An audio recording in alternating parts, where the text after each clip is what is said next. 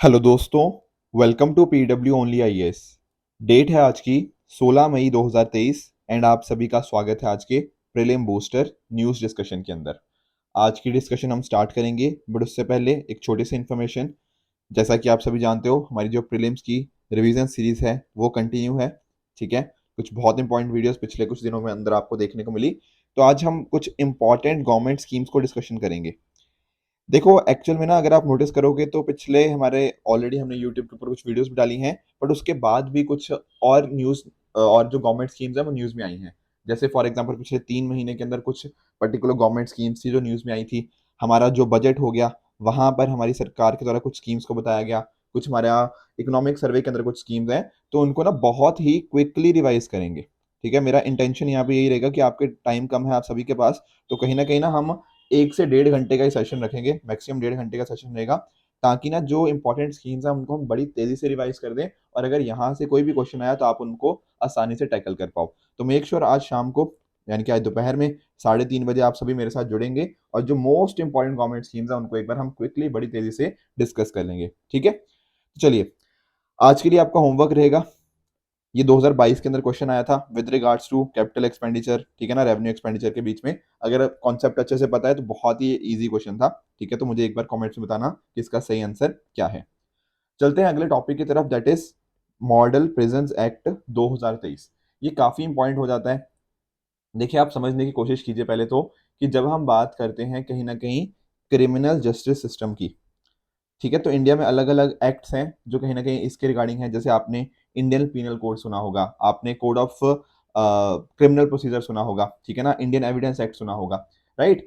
अब जब हम बात करते हैं, देखो, प्रिजन की सिचुएशन की, जो कि एक बहुत इंपॉर्टेंट रोल प्ले करती है ऑब्वियसली प्रिजन्स, तो वहां पर ना हमें कुछ दिक्कतें देखने को मिलती हैं। दिक्कतें सर कैसी? देखो, दिक्कतें, एक तो पहली बात यह है कि हमारे पास ना जो प्रिजन्स एक्ट है वो है 1894 का। अब 130 साल इसके हो गए हैं, ठीक है, ऑल्दो इसको अमेंड किया गया है मल्टीपल टाइम्स, पर फिर भी आज के टाइम पर जो प्रिजन के रिगार्डिंग अलग अलग तरह के चैलेंजेस हैं उनको सॉल्व नहीं कर पा रहा। मैं आपको एग्जांपल बताता हूँ। आप लोग जानते होंगे ना ओवर क्राउडिंग के बारे में। हमारी प्रिजन्स के अंदर जो लोग हैं ना, इतने ज्यादा ओवर क्राउडेड हो चुके हैं कि जितनी उनकी कैपेसिटी है उससे कहीं गुना ज्यादा है। प्लस हमें कई बार केसेस सुनने को मिल जाते हैं कि प्रिजन में जो कैदी हैं उनके साथ टॉर्चर किया गया। कई बार कस्टडी के अंदर लोगों की डेथ वगैरह भी हो जाती है कि नहीं? तो इस तरह के कई बार इश्यूज देखने को मिलते हैं। अब देखो, प्रिजन का एजेंडा क्या है, प्रिजन के अंदर हम लोगों को क्यों रख रहे हैं? इसलिए रखा जा रहा है कि ये जो प्रिजनर है ना, इनको हम थोड़ा बेटर तरह से ट्रीट करते हुए इनको हम रिहैबिलिटेशन कर पाए इनकी। कहीं ना कहीं जब इनकी सजा खत्म हो, उसके बाद वो हमारी सोसाइटी के साथ बेटर ढंग के साथ इंटीग्रेट हो पाए, ये काम होना चाहिए। ना कि इनके साथ मतलब गलत तरह से इनका मारना पीटना हो गया, इनको पनिशमेंट की तरह देना नहीं। ये पनिशमेंट नहीं है, एक तरह से हम उनको रिहैबिलिटेशन की तरह ट्रीट किया जाना चाहिए। और यही सारी चीजें अभी हो नहीं रही हैं। अब इसी को कहीं ना कहीं ठीक करने के लिए हम क्या लेकर आ रहे हैं, मॉडल प्रिजन एक्ट 2023। बात समझ पाए कि आखिर लाने की जरूरत क्यों पड़ी? तो ये सारी चीजें हैं, ताकि एक तरह से हम प्रिजन एडमिनिस्ट्रेशन को एक तरह से ओवरहॉल कर पाए, इनमेट्स को कैसे रिहेबिलिटेट करना है, उनको रिफॉर्म करना है, ये सारी चीजें हमें देखने को मिल जाती हैं। अब एक चीज हमें ध्यान में रखनी है कि जो हमारी होम अफेयर्स मिनिस्ट्री है ना, मिनिस्ट्री ऑफ होम अफेयर्स, वो इसके रिगार्डिंग उसने इस पर्टिकुलर जो मॉडल प्रिजन एक्ट है उसको यहाँ पे प्रिपेयर किया है। ठीक है, एंड इवन जो एक हमारा थिंक टैंक है, bureau of policy research and development, वहां पर उसने एक इंपॉर्टेंट रोल प्ले किया है कुछ प्रोविजंस देने के अंदर। जैसे फॉर एग्जांपल आप देखिए, पहला तो मैंने आपको बताया कि प्रिजनर्स को ना हम सेग्रीगेट करेंगे, उनका सिक्योरिटी असेसमेंट करेंगे। कहने का मीनिंग क्या है? अब कुछ ऐसे प्रिजनर होते हैं जो बहुत ही खतरनाक वाले होते हैं, कुछ ऐसे होते हैं जो बिल्कुल ही अभी बहुत ही छोटे क्राइम करके गए होते हैं। ठीक है ना, तो उनको हम सेग्रीगेट करना पड़ेगा ना, तो एक तरह से हमारे जो प्रिजनर्स हैं उनकी सेफ्टी भी इंश्योर करनी पड़ेगी। साथ में आप नोटिस करो, वुमेन हो गया, उनके लिए एक तरह से हम अलग व्यवस्था करें। ठीक है, कुछ ट्रांसजेंडर इनमेट्स हमें देखने को मिलते हैं, उनके लिए हम अलग व्यवस्था करें। Physical as well mental wellbeing दोनों के ऊपर फोकस करें। टेक्नोलॉजी का कैसे यूज करना है, ठीक है ना, सोसाइटी से मतलब सोसाइटी को कैसे प्रोटेक्ट करना है इस तरह के हैबिचुअल ऑफेंडर से। साथ में यहाँ पे एक बात करी गई है ओपन जेल के कॉन्सेप्ट की। देखो, होता क्या है ना कि जैसे हम बात करते हैं जेल्स के अंदर भी तो अलग अलग तरह के लोग होते हैं। कुछ ऐसे होते हैं जो कहीं ना कहीं शायद अभी अंडर ट्रायल्स ही हों, उनके रिगार्डिंग हमें प्रोविजंस कुछ अलग करनी पड़ेंगी। साथ में ही एक बात यहाँ पे करी गई है, एक बोर्ड बनाने की, प्रिजन डेवलपमेंट बोर्ड, ताकि वो देख पाए कि प्रिजन डेवलपमेंट और प्रिजन मैनेजमेंट कैसे वर्क कर पा रहा है। कुछ इश्यूज हैं तो कहीं ना कहीं उसके ऊपर वो एडवाइस कर पाए। साथ में ही डिफरेंट डिफरेंट तरह की फैसिलिटीज यहाँ पे प्रोवाइड करी जा पाए। अगर कोई हाई रिस्क प्रिजनर है, जो कि बहुत ही खतरनाक है, तो वहां पर हाई रिस्क सिक्योरिटी जेल्स होनी चाहिए। वहां पर कहीं ना कहीं हमारे पास प्रॉपर मैनेजमेंट और प्रॉपर सिक्योरिटी होनी चाहिए। इसके साथ ही आपने कई बार देखा होगा कि मोबाइल फोन्स कई बार ना, जो जेल के अंदर लोग हैं उनके पास भी देखने को मिल जाता है, कई बार उनके वीडियोस भी हमें देखने को मिल जाता है कि जेल के अंदर से वीडियो बना के भेज रहे हैं। तो इसके रिगार्डिंग इस तरह के जो आइटम्स प्रोहिबिटेड हैं उनको हम कहीं ना कहीं उनके ऊपर स्ट्रिक्ट एक्शन लिया जा पाए, ये सारे यहाँ पर हमें इस पर्टिकुलर मॉडल प्रिजन एक्ट के अंतर्गत ये प्रोविजंस देखने को मिल जाएंगी। तो आई होप आप समझ गए होंगे कि मॉडल प्रिजन एक्ट आखिर है क्या। आगे बढ़ते हैं अगले टॉपिक की तरफ, दैट इज नोटा। नोटा क्या होता है? None of the above. अब देखो कई बार ऐसा होता है ना कि मान लीजिए अभी जैसे कर्नाटका के इलेक्शंस हुए, तो कर्नाटका इलेक्शंस के बाद ना इलेक्शन कमीशन ने बताया कि 2.6 लाख मतलब 2.5 लाख से भी ज्यादा वोटर्स ने नोटा को ऑप्ट किया। कहने का मीनिंग क्या है? देखो मान लो जैसे फॉर एग्जांपल यहाँ पे आपकी जो ईवीएम मशीन होती है, ठीक है, हो सकता है कि आप यहाँ पर कोई बीजेपी का एमएलए है, मतलब एमएलए के लिए खड़ा हुआ है, कोई कांग्रेस का है, इस तरह से बहुत सारे खड़े हुए हैं। आपको कोई भी पसंद नहीं है, मतलब आपको लगता हो कि यार ये बंदा भी करप्ट है, ये बंदा भी करप्ट है, या फिर XYZ पर्सन के ऊपर भी कुछ क्रिमिनल चार्जेस हैं, मुझे कोई भी पसंद नहीं है। तो उस केस में आप क्या करोगे? उस केस में आप बोलोगे कि मैं नोटा को वोट देना चाहता हूँ। रेदर देन एक होता है कि आप घर पे बैठ जाओ, बोलो कि मैं तो मुझे कोई भी पसंद नहीं, मैं घर पे बैठ जाऊं, नहीं, पर आपके पास भी राइट टू वोट है ना एक तरह का। ठीक है, उसी तरह से यहाँ पे क्या है आपके पास? Right to reject. मैं अपना वोट इस्तेमाल करूंगा, पर मैंने अपना बता दिया कि भैया मुझे कोई भी पसंद नहीं है इनमें से, आपने जो लोग खड़े किए ना कोई भी अच्छा नहीं है उनमें से। तब उस केस में क्या कर सकते हो? आप नोटा को वोट कर सकते हो, नन ऑफ द अबव। तो जैसे ईवीएम के अंदर ना आखिरी कॉलम होता है नोटा का, तो एक तरह से इससे पता लगता है कि जो वहां के लोग हैं वो खुश नहीं है, जो लोग खड़े किए गए हैं, जो इलेक्शंस के लिए जो खड़े हुए हैं। तो इस तरह से आप नोटिस कर सकते हो।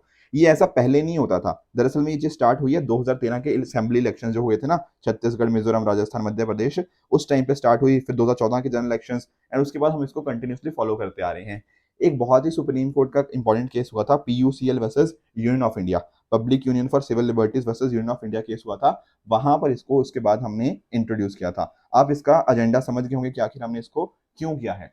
अब देखो एक इंपॉर्टेंट चीज आपकी ये दिमाग में आपके आएगी कि सर मान लो कि बहुत सारे कैंडिडेट खड़े थे, मान लो तीन, मतलब मैं दो ही मान लो, मान लो बीजेपी का था, एक कांग्रेस का था, ठीक है, और एक है नोटा, मतलब नोटा तो एग्जिस्ट करेगा करेगा। मान लो इसको मिले 5 वोट, इसको मिले 10 वोट, और इसको मिले मान लो नोटा को किसी ने दे दिए 100 वोट्स। तो सर क्या इस केस में क्या होगा? क्योंकि नोटा को बहुत ज्यादा वोट मिले हैं और इनको बिल्कुल भी वोट नहीं मिले। तो देखो ऐसे केस में भी ना कोई फायदा, मतलब कोई फायदा आई शुड से, कोई इसकी नोटा के ऐसा नहीं है कि नोटा जीत जाएगा, नहीं, जीत उसी की होगी जो नोटा के बाद है। समझ रहे हो? नोटा बस एक तरह का हमें ये बताता है कि हाँ जी, लोग को पसंद नहीं आ रहे, बट ऐसा नहीं है कि अगर इन लोगों के जो वोट्स होंगे वो नोटा से कम होंगे तो कोई भी नहीं जीतेगा, नहीं, यहाँ पर जीत उसी की होगी जो कहीं ना कहीं जिसके हाईएस्ट नंबर है after NOTA. Getting the point? तो इस तरह से कोई उसकी मतलब बहुत इलेक्टोरल वैल्यू नहीं है नोटा की, ठीक है ना, NOTA has no electoral value. बस ये होता है कि लोगों को पता लग जाता है कि हाँ, कि लोग एक्चुअली खुश नहीं है जो भी लोग यहाँ पे खड़े किए गए हैं इलेक्शंस के अंदर। Getting the point? तो अभी क्या होता है, अब तो ईवीएम के लास्ट में देखने को मिल जाता है, पहले आपको ना इन्फॉर्म करना पड़ता था वहां के प्रिसाइडिंग ऑफिसर को कि मुझे नहीं ये पसंद इस तरह से, ठीक है, बट उस चीज को अब चेंज कर दिया गया है। तो ये हो गया नोटा के बारे में। अगले टॉपिक की तरफ आगे बढ़ते हैं, दैट इज शांति निकेतन। अब देखो जब हम बात करते हैं शांति निकेतन की, तो आपको जानना है पहले ही बात तो कि ये वेस्ट बंगाल के अंदर जो बीरभूम डिस्ट्रिक्ट है वहां पर देखने को मिल जाएगा। और ये घर है किसका? रविंद्रनाथ टैगोर जी का, ठीक है। यहाँ पर उन्होंने कुछ बहुत इंपॉर्टेंट जो वर्क्स थे यहीं पे उन्होंने कंपोज किए हैं, और भी बहुत सारे यहाँ पे अलग अलग जगह हैं जिनका मैं डिस्कशन भी करूंगा। अभी न्यूज में क्यों था? क्योंकि एक यूनेस्को की ना एडवाइजरी बॉडी है, international council on monuments and sites, उसने रिकमेंड किया है कि जो शांति निकेतन है उसको वर्ल्ड हेरिटेज साइट्स के अंदर ऐड किया जाए। आप जानते होंगे यूनेस्को की वर्ल्ड हेरिटेज साइट्स के बारे में, बिल्कुल उसके अंदर ऐड करने की यहाँ पे बात करी जा रही है, मतलब इसने रिकमेंड किया है। अब देखो यहाँ पर अगर आप नोटिस करोगे यूनेस्को की रिगार्डिंग, ठीक है ना, कि यूनेस्को की जो वर्ल्ड हेरिटेज साइट्स होती है, मैं उसके ऊपर आता हूँ पहले ना। ये देख लेते हैं, ये जो आश्रम है बेसिकली इसको बिल्ड किया गया था किसके द्वारा? देवेंद्र नाथ टैगोर जी के द्वारा, जो कि रविंद्रनाथ टैगोर जी के पिताजी थे, ठीक है ना। यहाँ पर आप नोटिस करोगे जो विश्व भारती यूनिवर्सिटी कैंपस है, जो कोर आश्रम एरिया के अंदर आपका जो पथ भवन हो गया, ठीक है ना, जो पहला स्कूल सेटअप किया गया था टैगोर जी के द्वारा, उपासना गृह जो कि एक प्रेयर हॉल है, कला भवन हो गया, फाइन आर्ट्स का एक इंस्टीट्यूट है, संगीत भवन म्यूजिक का इंस्टीट्यूट हो गया, शांति निकेतन गृह हो गया जो कि पहला हाउस है जो टैगोर जी के पिताजी यानी कि देवेंद्र नाथ टैगोर जी द्वारा खरीदा गया था। ये सारी चीजें आपको कोर आश्रम एरिया के अंदर देखने को मिल जाएंगी। उसी तरह से यहाँ पे उत्तरायण कॉम्प्लेक्स है जो कि टैगोर जी के 5 घर और उनके म्यूजियम को देखता है। तो ये सभी जगहें यहाँ पर हमें देखने को मिल जाती है शांति निकेतन के अंदर। साथ में आप नोटिस करो यहाँ पे अलग अलग तरह की पेंटिंग्स आपको देखने को मिल जाएगी शांति निकेतन के अंदर, जहाँ पर रविंद्रनाथ टैगोर जी के द्वारा एंड साथ ही साथ नंदलाल बोस और राम किनकर बैज इनके द्वारा अलग अलग पेंटर्स द्वारा कुछ पेंटिंग्स करी गई हैं। थोड़ा यूनेस्को की वर्ल्ड हेरिटेज साइट्स के बारे में आप जानते ही होंगे, ठीक है ना, बार बार हम डिस्कशन करते ही हैं कि कल्चरल हिस्टोरिकल साइंटिफिक कुछ उनकी वैल्यूज होती है, तो डेफिनेटली उनको प्रिजर्व करना हमारे लिए डेफिनेटली बहुत इंपॉर्टेंट हो जाता है। तो एक ना वर्ल्ड हेरिटेज कमेटी होती है जो कि देखती है इसको, ठीक है ना, कि इनको सिलेक्ट किया जाता है कि कौन सी वर्ल्ड हेरिटेज साइट हमारी होनी चाहिए। अकॉर्डिंगली आपको ध्यान क्या रखना है, इंडिया करंटली यहाँ पे वर्ल्ड हेरिटेज कमेटी का मेंबर नहीं है। यहाँ पर टोटल हमें 21 स्टेट पार्टीज देखने को मिल जाएंगी जो करंटली 4 ईयर के टर्म के लिए वो काम कर रही हैं, ठीक है ना। तो इसी तरह से इनकी देखो, जब कहीं ना कहीं किसी साइट को हम वर्ल्ड हेरिटेज साइट का टैग दे देते हैं तो उसके बाद उसकी प्रोटेक्शन की इंपॉर्टेंस बन जाती है। तो ये सारी चीजें हमें यहाँ पे शांति निकेतन और वर्ल्ड हेरिटेज साइट्स के बारे में हमने जानी। अगले टॉपिक की तरफ आगे बढ़ते हैं, दैट इज एलिगेटर गार। अभी क्या हुआ है आप जानते होंगे, श्रीनगर के अंदर आपको डल लेक देखने को मिलेगी। वहां पर जो JNK की lake conservation and management authority है, उसने एक रेयर टाइप की फिश को डिस्कवर किया है। तो ध्यान क्या रखना है, ये है एक फिश, इसका नाम क्या है, एलिगेटर गार। तो इसको यहां से डिस्कवर किया गया है डल लेक के श्रीनगर के अंदर।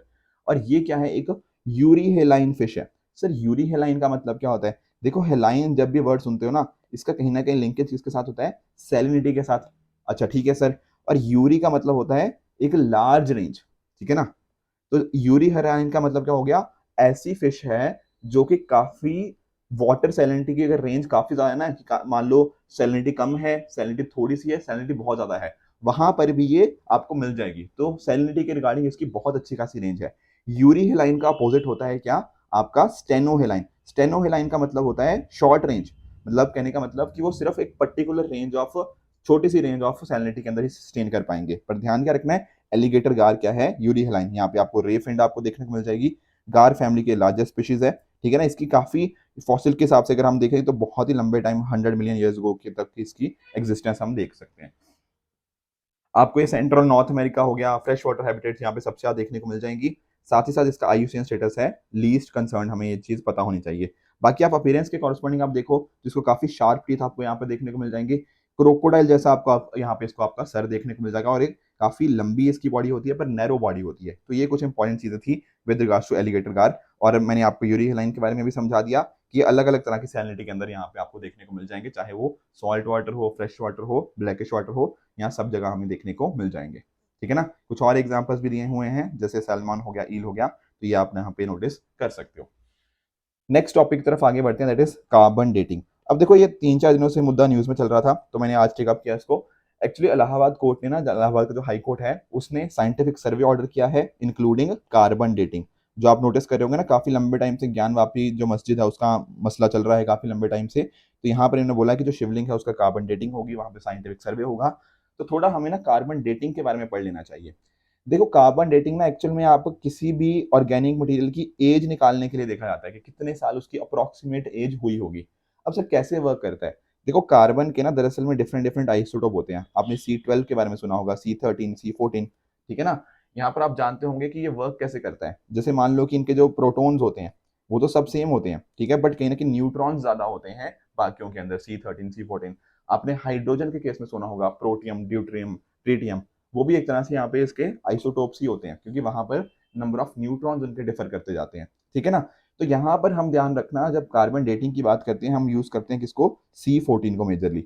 मतलब इनका जो रेडियो एक्टिव डीके होता रहता है कार्बन 14 का, उसको यहाँ पे इंक्लूड किया जाता है। सर कैसे देखा जाता है, देखो यहाँ पर हम देखते हैं रेशो किसकी, C12 जो कि एक आइसोटोप है कार्बन का, टू C14, कितना एटमोस्फेयर के अंदर उसकी, मतलब उसको मेजरमेंट करते हैं। साथ ही कहीं ना कहीं आप नोटिस करो कि एटमोस्फेयर के अंदर इनकी रेशियोज हमें पता है। उसके साथ साथ हम देखते रहते हैं कि जो प्लांट्स और एनिमल्स हैं वो भी तो कार्बन को एक्वायर करते हैं फोटोसिंथेसिस या फूड कंजम्पशन के हिसाब से। तो उस हिसाब से ये रेशियोज के अंदर चेंजेस आते रहते हैं। तो जब बात होती है ना कार्बन 14 की, तो कार्बन 14 का हम हाफ लाइफ कॉन्सेप्ट को यूज करते हैं।